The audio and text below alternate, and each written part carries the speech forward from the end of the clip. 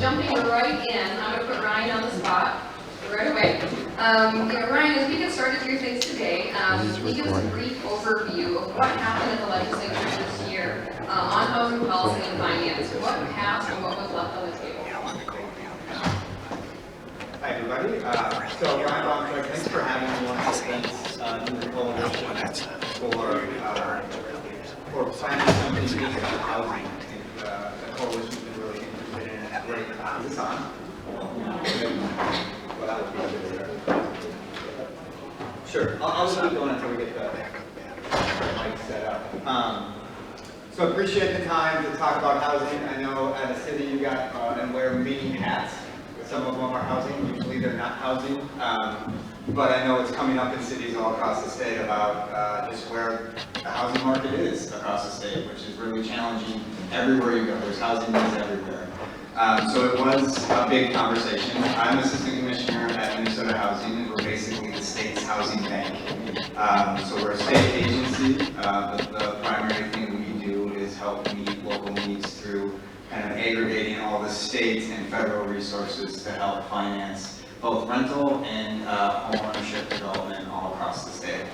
And so with a new governor this fall, being elected with Governor Walz, the greater Minnesota governor, there was a lot of conversation heading into session about Minnesota housing and the link to community prosperity.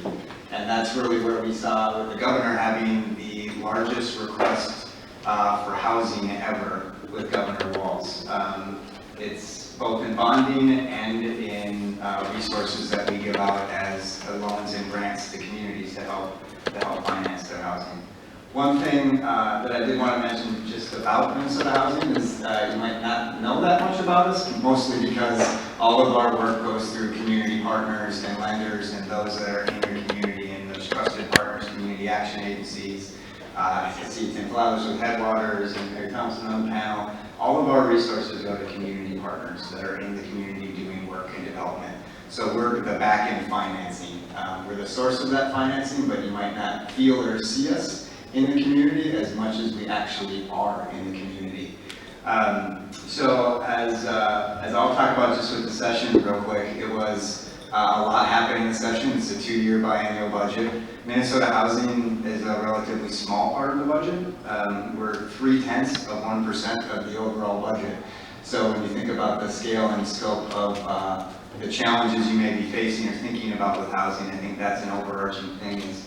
We made steps with new resources for housing this year, about 15 million more than we typically do, but that's 115 million to serve the statewide needs coming from the state. And we know that that's not enough to meet the needs all across the state.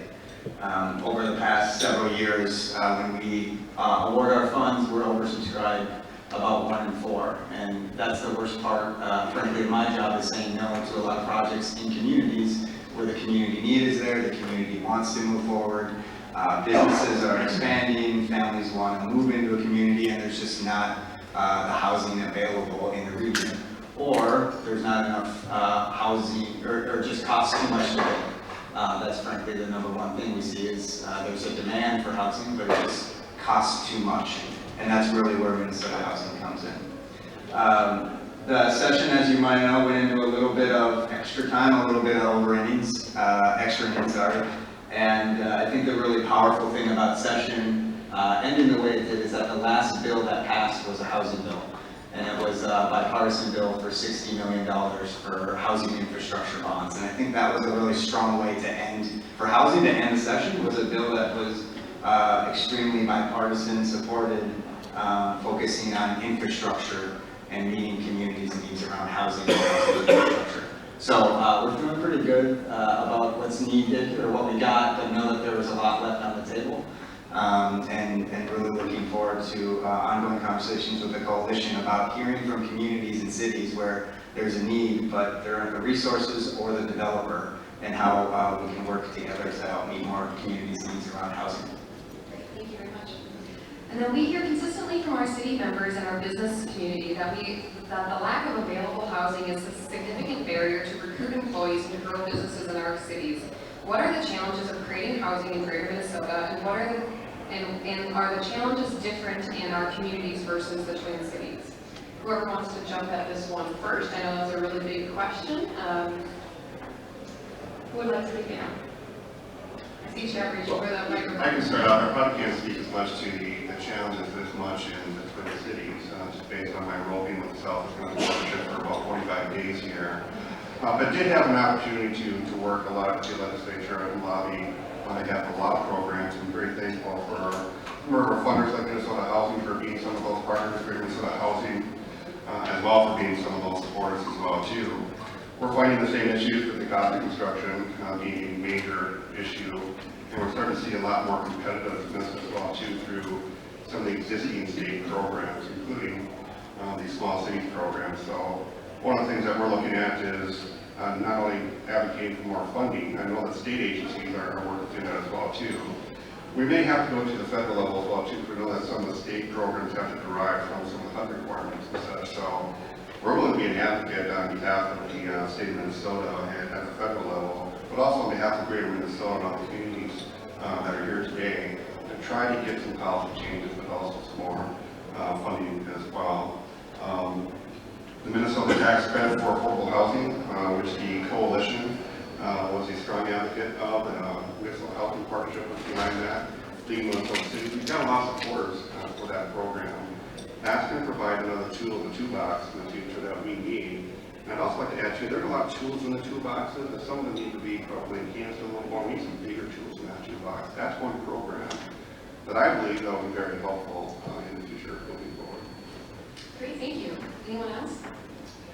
One of the challenges that we see is that the economies of scale is more challenging in greater Minnesota.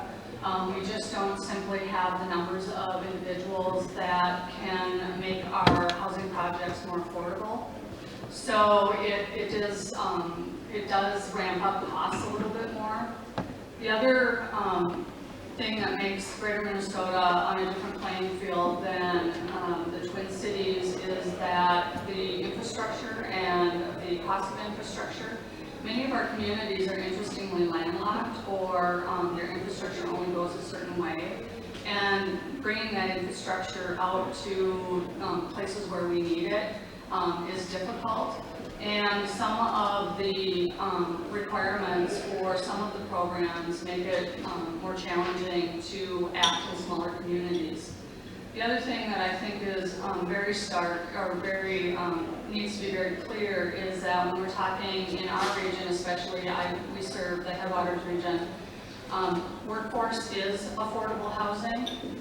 They are exactly the same thing. The housing that we're trying to develop for the workforce that is here, it would be considered in many areas as affordable.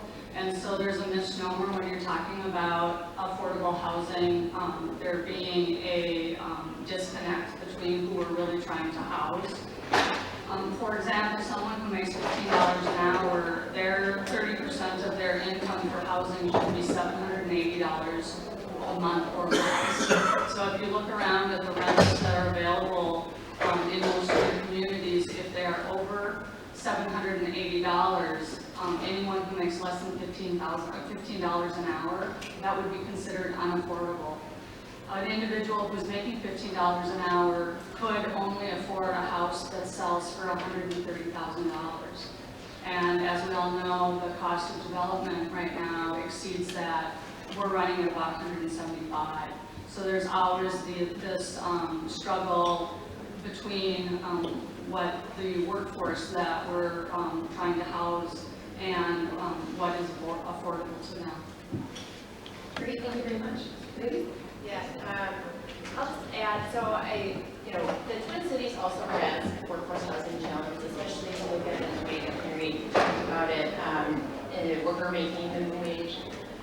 For example, it's very hard to create housing for those folks, or in the Amazon Fulfillment Center in Shakopee, they're busing in workers from North Minneapolis or other parts of Minneapolis. So workforce housing is a need statewide, but to go a little bit off of what Mary said, the economies of scale are huge. And when we look at the primary tool that we have in the toolbox, so to speak, for multifamily rental, which there is a dearth of multifamily in greater Minnesota and rural communities generally, it is a very hard tool to make work in Greater Minnesota because of economies of scale, whereas that's a tool that we can make work relatively easily in the Twin Cities. So we need to find new resources that we can better pair with that resource to make it work better in Greater Minnesota.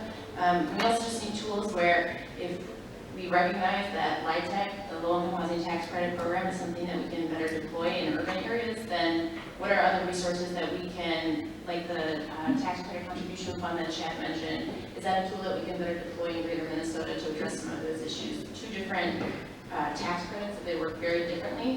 One is working in one area, and one has the possibility to help us where it's not working. And then I just think also capacity. So one of the things that Minnesota Housing Partnership does is help communities that need to bring housing to their communities, and they just don't have the resources. They don't have the staff. They don't have the knowledge of how do they maximize their local tools by accessing federal and state resources. And so that's a huge component of the problem.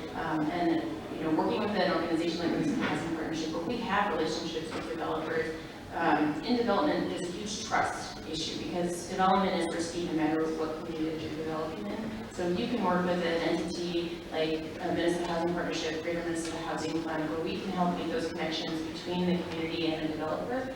We're getting rid of a lot of risk that a developer might face. And so where there's communities where there's not a developer who has used LIHTC before, bringing them into a community that they're not familiar with, that can be very challenging. So we need to develop resources for capacity to help local communities connect with those who really know the system, who know the regulatory framework of federal and state resources, and help navigate and access those tools.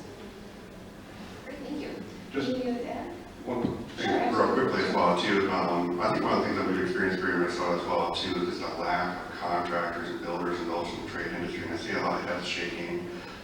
Prior to my start here, I was in Alberley, and we had a really hard time finding contractors and builders, even though we were partnering with tax aid and other local sources of funding in addition to some of the state programs. Still a very hard time finding contractors. I also served in the committee on behalf of Southeast Minnesota at the time. Heard the same thing from communities, and now my new role at the partnership, we're putting out bids in some of these smaller communities for single-family homes or multi-family projects. I'm only getting one bid from a contracting firm, and I'm reaching out to contractors within an hour radius of that particular community, knowing that the economies of scale for them to work in that community might be tough. So that's another area that we're really going to be drilling in. I'm trying to partner with technical colleges, whatever it might be, to get more students and more individuals into the trades. Great, thank you very much. I think that's a great spot to just amplify a little bit the contractor availability and the developers to work in communities where there's interest and a need, but nobody, I don't know how many people in this room feel like there's somebody knocking on your door that build housing in your communities, and I think the building up the developer capacity in the trades is a big part of what we're thinking about, and actually working with the Department of Employment and Economic Development of what does it mean to bring more housing, we need more people to be able to build that housing and more developers. So that's one thing, but there are differences, but there's similarities between the Metro and Greater Min in terms of housing costs have gone up double digits over the past 10 years, and incomes have stayed pretty flat, and so that's created a gap, which is where Minnesota Housing can help fill that gap as costs are going up, but incomes and people that need housing can't really afford more housing, and the housing to build and rent is going up, and so the challenge is getting bigger too. So we at Minnesota Housing need to figure out how to kind of find different programs to meet different needs, since there isn't a one size fits all. We need to find and hone in on a program that can build a 12-unit building in a community, because it doesn't need 50 units, but it needs 12 units. So how to stratify some of our programs to meet kind of the acute needs that some communities have, where this hasn't been any development for decades. How do we do something just to get the market a little unstuck, where there's been a housing market failure? Great, thank you. So things don't get too doom and gloom here. I'm gonna shift things and kind of flip it over here. Are there examples of housing projects in communities under 20,000 that you think can be replicated in other communities? I think I'm going to throw this question to Mary first. I know you guys are doing a lot of great work there. If there's any examples you'd like to share, and we'll work our way down the line. Absolutely. We have been successful in doing some work both in the single-family arena and the multifamily arena. The most recent work that we've done is working in the city of Baudette, and we have been developing single-family houses on a fairly small scale, 2 a year. But the importance of that particular model is it's a contractor-built model, meaning that we hire a contractor to do it. And it was an area where there was very little development for a very long time. And so the appraisals were very undervalued. So an organization such as ours, which is a nonprofit, partnered with Minnesota Housing and was able to come up with the value gap. And over the period of time of 2.5 years, we've been able to ramp up the appraisals because now we have comparable sales or comps. So in that short period of time, we have been able to have a significant impact on the appraisals of the new homes that are coming in, and therefore think that in another year or so, we will have private developers more interested, or private contractors more interested in doing spec building. So we took a risk, the community took a risk, they had a very high stake in it. Minnesota Housing was also a partner, and we were able to really, I think, successfully move the needle on the appraisals on the homes there. The other program that we have been able to take advantage of quite successfully is the Minnesota Housing Workforce, multifamily workforce project. In Baudette as well, we were able to use that funding with the city of Baudette last year and develop 24 units of market rate housing. And as of about 4 months after it was built, it was 100% occupied. We have used that same program in Park Rapids, and as of today, the walls are going up on the facility there. That is a 28-unit market rate development that should be open in the fall of this year. Great, thank you. And actually on that, I have a little secret that I'd like to share with everybody. Okay, so that's actually one program supported by the coalition and others where we're not oversubscribed on a program. And that's one where cities are the applicant. So, and only greater Minnesota cities. So I wanted to raise and lift up that program as it puts you in the driver's seat. We're not extremely oversubscribed. I'd love to be more oversubscribed because then I can go to the legislature and the governor and ask for more. And it's really geared, I mean, it's statutorily limited to communities under 30,000, and we put a priority on certain cities under 10,000 and doing 12 or less units. So we're really trying to get awareness about that program. It's something that's coming up for an RFP in, I believe, September. So I'll make sure to share that so that gets out there because I'd really love that to be a program. It's been successful in the northern part of the state, southwest part of the state, central, Pelican Rapids, Baudette, Laverne, Duluth. So I think it's a really good program, and I hope that it's not a part of our big RFP process. We keep it on the side. It's a little skinnier version of doing some multifamily housing. So I think it's a good way to get into it, unstick a market, and really show that the community will respond, and the housing that if you build something, people will come. They want to live in most of the communities, and that'll hopefully lead to further development. Great, thank you. Everyone, you clarity, good pen, write that down. You know, and Chuck, you said you've been on the job for 45 days, so I assume you know all of the successes across everything. So if you wanted, from your 45 days, if you maybe want to share. Well, I can say some of the projects that the partnership's done, but also just in my prior career as a city manager in Albert Lea. I know that Albert Lea, for example, Austin, Worthington created tax abatement programs for single-family housing development. Particularly some of those communities as well too, when you couple those with like a workforce housing grant from Minnesota Housing to fill some of those gaps mutually, I think an emerging area that we all need to think about, not only as communities, but also some of the employers out there. Greater Minnesota Housing Fund has a great worksheet right now that kind of shows different examples of how employers can become more involved in different capacities to help communities or cities and counties, but also the developer bring down essentially or fill those gaps, I would say. Specifically with the partnership, we've done projects, all throughout about a 30-county region. We continue to do so. In Worthington, for example, we worked with Minnesota Housing on a low-income housing tax credit project and community partners with tax increment financing. So again, utilizing multiple tools. Done the same thing in St. Peter with some of the same partners as well too, including some of the local governments and also a lot of the social service agencies for some supportive housing and supportive services in those projects. So right now, even though it's over 20,000 population, we're working with the city of Mankato. They're bringing a lot of tulips to the table along with other stakeholders on an 80-unit affordable housing project that will include some supportive housing units, but also serving another greater need for Greater Minnesota is incorporating over 150 child care spots in that project. So looking at innovative ways to try to find some things not only in the housing arena, but other things that might be able to come along with that can make the project go. Great, thank you. Would you have anything you'd like to add? No, I mean, I think that there's a lot of examples across the state of really a lot of creativity in communities like I think, and a lot of the tools that we do have can be replicated across the state, but I think some of it just requires the right partnerships, finding the right entity that, whether or not it's Minnesota Housing Partnership, Southwest Minnesota Housing Partnership, Headwaters, because there's always that little uniqueness to every community. So we work with communities on how do you take a school that is no longer serving as a school, but how do you convert that into multifamily housing? That's a huge undertaking for a community, but there are entities, I think all of us at the table have experience doing it with a similar type project. The challenge is accessing those federal resources that are going to help and accessing those state resources.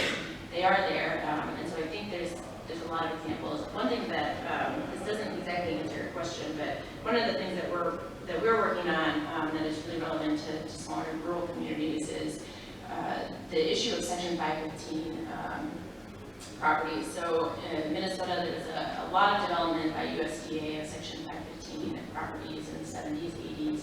And these are all on track to exit out of their compliance period over the next decade, really. And we are at the epicenter of this heat map here in the Midwest. And so that's something that we actually are working with USDA on how to figure out how, because they're really hard to transition. They're hard to transition into new ownership. They're hard to, but in some communities, the only affordable housing stock you may have. You may not know it. It's the 4+ or the 8+ in the community, and I think that loss would be quite substantial. A lot of seniors on fixed incomes are living in those properties, and so that's something that we're going to be looking towards. Is there a model to replicate across communities? Because it's not something the federal government has figured out, and so that's a big challenge of, in particular for communities under 20,000. I see Tim Ladd shaking his head a lot. He knows a lot about this issue, but we're going to be looking at how we can replicate a model that helps us maintain the affordability of those properties. And a lot needs a significant amount of rehab, and so that's another issue, finding the resources and getting the state to commit to that help us in this partnership.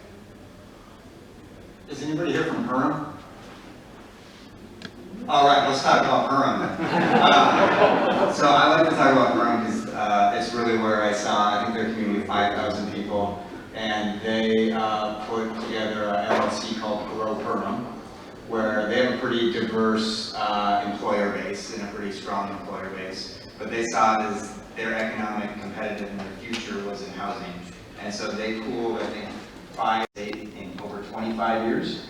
And so aging infrastructure, aging homes, and what can the state, what should the state, through Minnesota Housing, be responsive to those communities? Because if those close down, there's usually nothing nearby to maintain that housing stability. So that's another thing that was talked a lot this session, that I think I'm hearing a lot from cities that are looking at their park a little bit differently than before and looking for resources to help preserve the park infrastructure, but then also rehab the homes. We've talked a lot about new construction. We also have a lot on rehabilitation, and really kind of teed that up. That's has been a strategic priority for the agencies, preserve what you have, because if you don't preserve what you have, it costs way more to build new. And so we have probably more resources here towards preserving the existing housing, bringing it up to code, extending the years, because that, if you lose that housing, you don't get it back at that cost. So that's another. We have a number of programs.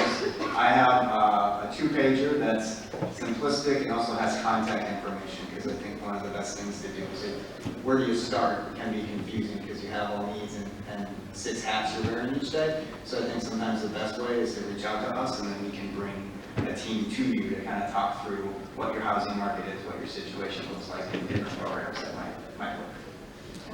And you want to clarify, when you say park, that's a different term for when we talk about housing, so I'm not sure if the whole group might understand when you say that, what does that mean? Oh, manufactured home park or manufactured home community? Yeah. Just wanted to clarify that. Yeah. Yes, Mary? I have one other program that I wanted to highlight is Replicable. Those who were here yesterday and heard about the Bemidji Career Academies, they talked about their 18 academies, but they only glazed over the one that was the carpentry program. We are the partner that helps to provide that, and it really does make a difference for the housing available in local communities. The way it works is that our organization provides the land and all of the materials, and the students come and provide the labor. So we're really hitting 2 fronts with that particular program. The education component that the school district talked about very strongly yesterday, and then we are also addressing the housing component. Bemidji is not the only school district that we work with. We also work with Black Duck, and in that particular model, they build a home at the school site, and then it's moved to another location. But that is a replicable model that can be used with really strong partnerships within the community and school districts to really, on that particular case, hit 2 of the fronts that we've heard discussions about here today. Yeah, thank you. I know St. Peter does it with their Habitat community too, so it's a neat program. So we talked about challenges, we talked about some examples of what works. Let's kind of shift gears and talk about what's the recommendations or the ask. What would you recommend policymakers at both the local and state levels do to create an economic environment that would finally allow for housing development in greater Minnesota? All right, Chad, take it away. Does it have to be just one thing? I'll watch the time, so you're okay. Well, I think, I'll repeat some of the things I mentioned. I think the Minnesota tax credit for affordable housing is one. I think there's the small cities program. There could be some additional funding opportunities, because I'll just state as kind of an example, the partnership used to do about 7 to 10 grant administration projects for small cities in our past. We're only doing about 3 or 4 now because of some of the barriers, the constraints, the timelines and such. So we'll be sitting down, we'll meet with Deed on that as well too. So both funding and potentially some policy changes there as well too. Certainly advocacy for more funding for the workforce housing grant program, which I think has been a very popular program. Undoubtedly, we experienced that with a very streamlined process. It wasn't a very large administrative, labor-intensive process, so that was a great success for Outwardly in Greater Minnesota. I think, just something around that area of more funding to get more students into the trade industry or something. High priority, I have. Great, thank you. Anyone else? I think about it in 3 buckets from invest, just given that we say no to more than we want to, because we know that if we say no because we don't have resources, that doesn't mean the need goes away or the project goes away. It just means the community likely has to wait another year to maybe get to yes. And so invest is part of it, innovate. We're looking at ways to innovate design, basically the way that a house is built now is the way it was built 30 years ago, and how can we bring some economies of scale and different ways to build differently. So invest, innovate, and then look at costs and evaluate costs. And some costs we can control and a lot of costs we can't, but costs are costs, and what are ways can we mitigate that? Can we bring things on sooner? Can we look at interest rates? Just what can we do to address costs? We can't control them, we can't eliminate them because they're real costs to communities to build housing, it's development, it's hookups, it's infrastructure, it's everything. So there's costs there, but how can we look to reduce or mitigate that increases in cost?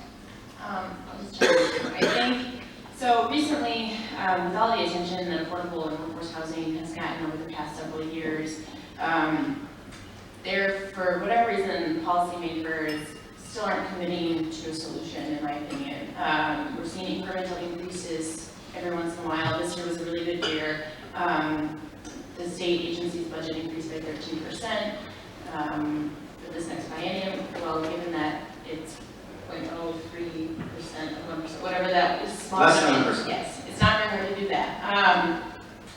And so we keep seeing these roundtables and these task force at the end of his term. The new governor hasn't 100%, taken those recommendations and owned them. I think that's something that's underway, and I hope it is, because that was a lengthy process, and I'm sure a lot of you participated in a lot of meetings around the state. Now we're having multiple committees, different things, and I just think it's time for lawmakers to stop meeting on the issue. We know that we need investments. So if we don't want to put new investments towards the issue of housing, then we need to look at where we are, where our investments are misaligned with the need. So Minnesota, for example, has a mortgage interest reduction like the federal government. We see where those resources are being targeted. They're not targeted at households that need that assistance. We can temporarily, if that's what it would take, to just modify where we're allocating those resources. That would make a huge dent. That would be hundreds of millions of dollars that could go towards affordable workforce housing. If we want to put new resources at the table, there's two things that my organization has been really focused on, and I know that some of you have partnered with it. Again, that's the tax credit contribution fund. Seen that as a statewide tool, just given its flexibility, and it can help markets tell us where there's support for housing development. It's for single family and multifamily, unlike the federal tax credit, which is just for multifamily. And then the local housing trust fund, that's something that we've been working on. Some of your communities may have looked into local housing trust funds. Some of you may have established those in the room. But these are the dedicated source of funding going into a trust for housing. It helps us plan, flexible. Communities can decide if senior housing is the thing that we need to do, then that's where our resources are going to be allocated. If it's workforce housing. And what we have gone to the legislature and asked for is a match to incentivize communities. We know that it's really difficult for communities under 20,000 to come up with new resources. It's a big burden, and so asking the legislature to say, yes, we are in. We're saying yes to this. We support you in this effort. We're going to give you a match for the first $300,000 that the local community puts in. And imagine just how many more, if down payment assistance is what your community wanted to do with your money, you double the number of households that you could help. Or you double the amount of investment that you could help fill that gap between what it costs to build a new single family home and what it actually sells in the market for. So those are two things that we think are going to be useful tools across the state in metropolitan communities and rural communities. And we need the legislature to invest, and again, look at where there's misalignment between our investments and the need. All right, we have about 10 minutes left, and so I've got questions I could ask all day. I could talk all day, don't challenge me. But if you have a question, try to catch, I'll kind of look around the room to make sure that we're not leaving any questions unasked. So if we kind of moved a little bit more of a lightning round here, I'm going to move to a hot topic, a little juicy here. What are some of the cost drivers that are impediments to housing production that you think should be eliminated? Mary, take it away. I can take that one. One of the things that is difficult if you are using some of the larger programs, either through Minnesota Housing, is the requirements that they add on can be prohibitive or increase costs. The Minnesota Green Criteria overlay, from a developer standpoint, we would really be happy if Minnesota Housing would say that building code is enough. And that as long as you comply with that, because in many cases, complying with the additional requirements can add almost another 25 to 50% on the cost of the construction. So that makes it a little bit more prohibitive. And so that's probably the biggest cost driver when it comes to buildings with some of the public sources. Great, thank you. I don't have a lot to add here, but I think one of the examples that we've recently experienced with the Small Cities Program, as an example, not only with the administrative process itself, but just some of the requirements in terms of what needs to be done as part of those grant/loan programs. An example that just recently came across my desk is we've been working for 6 to 9 months with a particular property owner in a small community, and they needed some essential fixes with their HVAC system or their furnace and their windows, and after going through the process, there are a lot of environmental requirements that were required that essentially ended up consuming all the funds that were available, and that individual was not even able to address the critical essential needs that she wanted. dropped out of the program, and we had spent 9 months of our time trying to advance that project. So things like that, I think we need to have a little more conversation, provide testimonials to the state of Minnesota indeed for consideration in the future. Great, thank you. We know it's a little challenging if you got the state logo on your pay stub, so no one tweet if there's any answers that don't want to be quoted on. There's a lot. So I think more than anything, what would be very helpful is if we had more resources that were available on a pipeline basis. Time is money, and so waiting to break ground on a project can be very costly, especially, I don't know if any of you worked with Skip DeShino of GW Jones. I was talking to him earlier in the spring about something, and cost of materials are down up 50% in the past 2 months, in which I had talked to him. Had he had resources to break ground, maybe cost of materials is still going to go up in that instance, but there's other things that can be controlled for when you're able to move more quickly. And there's a lot of things that a developer ends up paying for and just waiting, and sometimes it can take 3 years. So that's an issue of one, we need more resources, but if more resources were available on a pipeline basis, that might help alleviate some of those things. And that also goes to like permitting, anything that just like impedes the timeline, I think are things that really need to be addressed. Great, thank you. I'll say at the agency, we are looking at speed of production. How long does it take? What can we do? It's not always us, just because of how layered it is between local, state, and federal, but we should look at what we can control. And then to Mary's point about design standards, that is kind of one of those things where over the years, I mean, I think back 20 years ago, we didn't have design standards, and that was a concern of the agency at the time. So we instituted them so that one, it was predictable what was going to be built, but then over time, it's kind of ratcheted up. So I think for the first time since we instituted them, we repealed and took out 10 standards that we had. Are they going to be big cost changes? I don't think so, but is it a start to look at evaluate what our standards are and repeal some? I think it was a good first step, and I think we need to look for more of the bigger ones, because there isn't a one, just stop doing this and it's going to be affordable. It's more complicated than that, but we should all be looking at what we can do at the state, local, and federal level. If every level did that, I think you would start to see some decreases where we can, and then where we can't on labor and materials, then we just have to go where the market goes and figure out how to adapt to it. Great, there's a couple more questions I want to ask, so if there's any redundancy in what your answer might be, we can zip through this, but given that many communities in greater Minnesota haven't seen market rate housing production in decades, what can be done to stimulate new housing development in these communities? If anything you want to add on what you said? Mary? For one thing, developers take risk, and so to make the process locally very, very predictable, and before a developer comes to sign on, they want to know that this is how it's going to be at the end. So when they get halfway through the zoning process and find out that there's another $20,000 of cost, that's a big deal. So from a local perspective, making sure that your process is very clean, very clear, and very understandable, and there's no surprises for a developer is very important. And it really is going to take local commitment. There just is not enough money at the state and federal level. And there's a lot of developers who are willing to take a risk, but only if you as a community are also willing to take a risk and come to the table with something. And it doesn't always have to be cash. So be willing to take a look at what you as a community can do to really help to attract developers.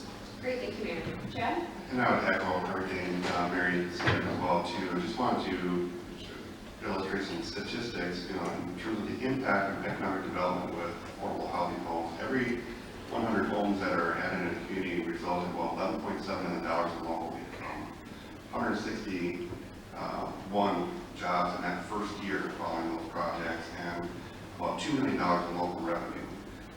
This comes from the National Association of Home Builders. So individuals within the industry who are advocating, and to Mary's point, needing more partnerships. And the city and county school districts, providing tax abatement, tax increment financing, working with other state programs as stated before, but also again emphasizing getting the employers at the table as well too. All right, wonderful. As we wrap up, one final question, and or if there's anything left in the audience. Oh, yes, sir. Well, I have a question, because we're talking about new housing here, but I think everybody here in this room are from cities that have neighborhoods that need a facelift.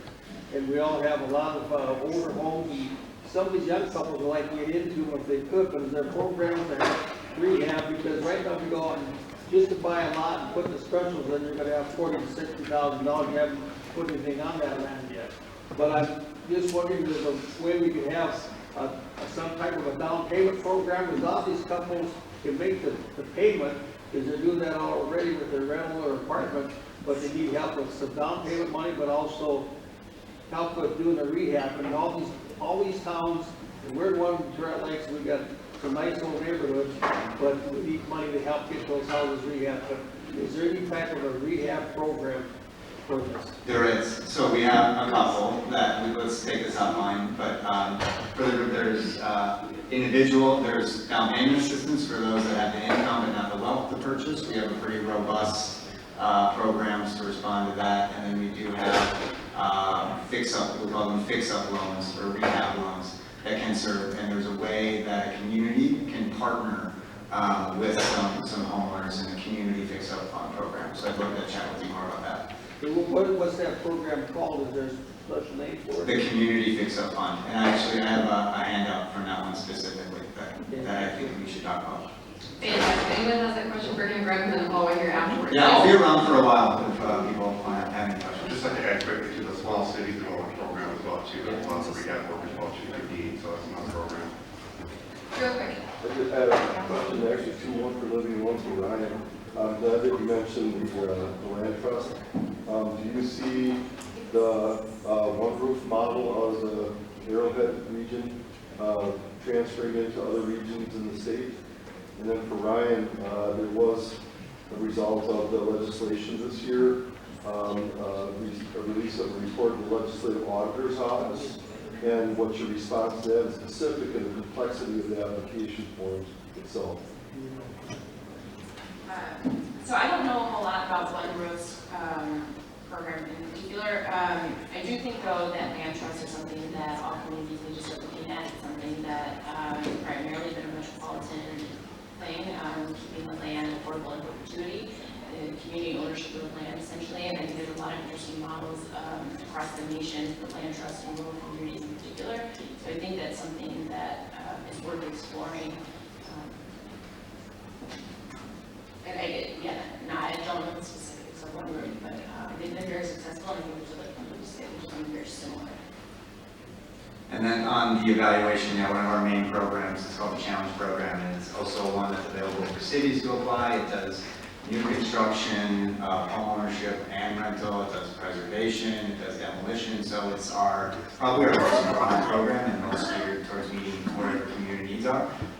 Their evaluation said we did generally a good job of administering the program, which in auditor speak is the best rating that they can give out. So we were pleased with that, but at the same time, they did point out that the application process is lengthy and is long, and part of that is we generally have one big RFP process, because we get about 12 different state or federal resources, and instead of having an RFP for each of those programs, we have one. But in doing so, that's created a pretty competitive and complicated application. So we are looking at that, about what we can do on that end, and then also looking where we can with other programs of not having to be a part of that bigger consolidated RFP that allows us to mix funding resources with projects and have more simplistic, more straightforward, thinner application processes that will be a little bit more straightforward for varying capacities.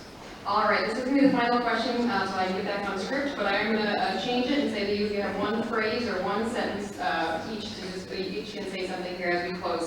So one final question, as an advocacy group and as a convener of almost 100 cities and their leaders from across the state, what suggestions do you have for the CGNC moving forward as we work to address the housing crunch? What role can best play in this discussion? How can we best play in that discussion? One phrase or one sentence, who wants to tag first? I got it. It was kind of from the representatives that tell your story. So tell your story about your community and how housing and a lack of housing can't build it or not enough or whatever it is for your community, or it's aging and you need some rehab. They need to hear the stories about how that's impacting your goals at the city to add jobs, to address healthcare, to address aging, they need sources. Rapid fire. That wasn't. Go on the line. I'd say, where you can, where it makes sense, partner with other entities that are working on some type of policy that's already at the legislature. There's a lot of chatter around housing, and it can be very confusing, so we can limit how much we add to that. So where it makes sense to partner, I suggest partnering. And Chad. Have a uniform voice and be engaged at the Capitol. And Mary. Don't be afraid to be creative in addressing your needs. Wonderful. Everyone please help me thank our wonderful partners.